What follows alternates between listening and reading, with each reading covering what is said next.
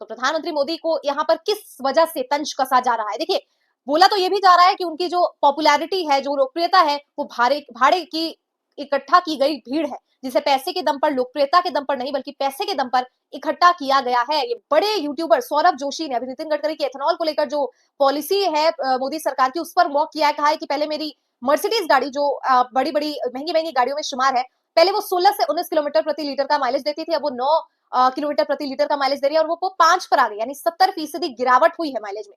एक रिपोर्ट में बताया गया है कि कैसे अडानी को वो कॉन्ट्रैक्ट्स मिलने लगते हैं उस विजिट्स के टाइमिंग समझिए। जब प्रधानमंत्री नरेंद्र मोदी विदेशी दौरा करते हैं तो उसी के ठीक बाद आखिरकार अडानी और बड़े बड़े उद्योगपति जो प्रधानमंत्री मोदी या बीजेपी के करीब है, उनको कॉन्ट्रैक्ट उन्हीं कंपनीज के शेयर या विदेशी दौरा वो जिस कंट्रीज में करते हैं, उन कंट्री में जो सबसे टॉप कंपनीज है या उन देशों में जिन कंपनीज का लिंक है उन नेताओं के साथ, उन्हीं कंपनीज में कैसे शेयर और बिजनेस का काम यहाँ पर अडानी और बड़े बड़े उद्योगपतियों को मिल जाता है।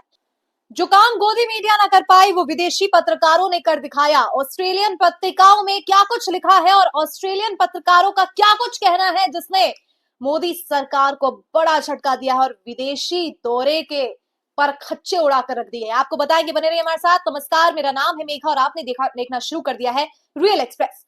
रियल एक्सप्रेस की आज की इस वीडियो में हम आपको बताएंगे प्रधानमंत्री नरेंद्र मोदी के विदेशी दौरे का असल सच, जिसे गोदी मीडिया तो बताने में कतराता है, लेकिन वही कतराता वाला मीडिया जो है, अंग्रेजी मीडिया की अगर मैं बात करूं, खासतौर पर अभी ऑस्ट्रेलियन पत्रकारों ने जो पोल पट्टी खोलकर रख दी है नरेंद्र मोदी सरकार की और प्रधानमंत्री नरेंद्र मोदी के इस विदेशी दौरे पर, प्रधानमंत्री मोदी के विदेशी दौरे पर क्या कुछ कहा है आपको बताएंगे सब तब्दील से। लेकिन सबसे पहले आपको बताते हैं कि इस जो विदेशी दौरा है उसको लेकर सबसे बड़ा सवाल होता है कि प्रधानमंत्री मोदी आखिरकार विदेश क्यों जाते हैं। देखिए, 10 सालों का आंकड़ा इस वक्त मेरे पास है, 103 बार जो है वो विदेशी जमीन पर विजिट कर चुके हैं 81 कंट्रीज में। पिछले 10 सालों में 80 देशों का दौरा करने वाले प्रधानमंत्री मोदी की अगर विदेश नीति की बात करूं तो लोग कहते हैं विदेश नीति में तो भाई साहब कोई जोड़ नहीं है प्रधानमंत्री मोदी का। बहुत से विपक्षी ऐसे भी होते हैं, बहुत से विपक्ष के लोग ऐसे भी होते हैं जो प्रधानमंत्री नरेंद्र मोदी को बेशक आंतरिक चीजों के लिए सवाल उठाए, लेकिन कहते हैं अरे विदेशी नीति की बात करें तो मोदी सरकार नंबर 1। लेकिन क्या है सच नंबर 1, वो आपको मैं बताती हूँ। एक रिपोर्ट में बताया गया है कि कैसे अडानी को वो कॉन्ट्रैक्ट्स मिलने लगते हैं उस विजिट्स के टाइमिंग समझिए। जब प्रधानमंत्री नरेंद्र मोदी विदेशी दौरा करते हैं तो उसी के ठीक बाद आखिरकार अडानी और बड़े बड़े उद्योगपति जो प्रधानमंत्री मोदी या बीजेपी के करीब है, उनको कॉन्ट्रैक्ट उन्हीं कंपनीज के शेयर या विदेशी दौरा वो जिस कंट्रीज में करते हैं, उन कंट्री में जो सबसे टॉप कंपनीज है या उन देशों में जिन कंपनीज का लिंक है उन नेताओं के साथ, उन्हीं कंपनीज में कैसे शेयर और बिजनेस का काम यहाँ पर अडानी और बड़े बड़े उद्योगपतियों को मिल जाता है। तो ये सबसे बड़ा सवाल है और इस सवाल में ही उत्तर छिपा है जो इस सवाल का जवाब दे दे कि आखिर प्रधानमंत्री नरेंद्र मोदी विदेशी दौरा क्यों करते।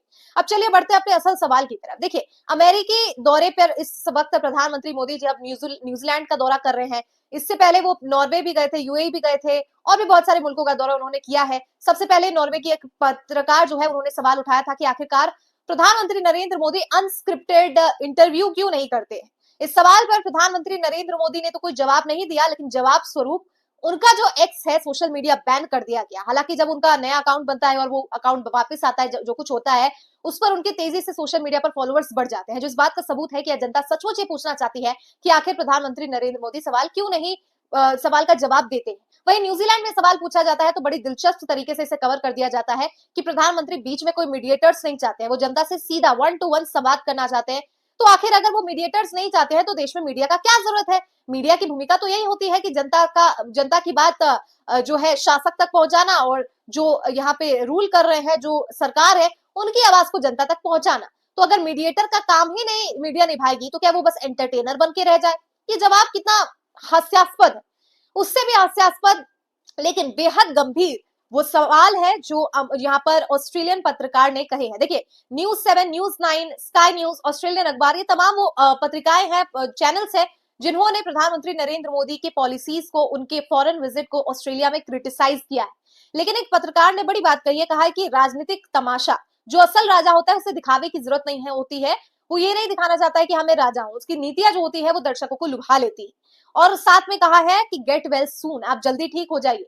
तो प्रधानमंत्री मोदी को यहाँ पर किस वजह से तंज कसा जा रहा है। देखिए, बोला तो ये भी जा रहा है कि उनकी जो पॉपुलैरिटी है, जो लोकप्रियता है, वो भाड़े की इकट्ठा की गई भीड़ है, जिसे पैसे के दम पर, लोकप्रियता के दम पर नहीं बल्कि पैसे के दम पर इकट्ठा किया गया है। ये बड़ा आरोप जो है ऑस्ट्रेलियन पत्रकार द्वारा, ऑस्ट्रेलिया की जो मीडिया है उसके द्वारा लगाया गया है। देखिए, पहले नॉर्वे, फिर ऑस्ट्रेलिया, न्यूजीलैंड, सवाल एक ही है। तमाम मुल्कों में दौरा करते हैं प्रधानमंत्री मोदी, तमाम मुल्कों के पत्रकार एक ही सवाल पूछते हैं कि आखिर अनस्क्रिप्टेड इंटरव्यू देने में प्रधानमंत्री मोदी का क्या जाता है।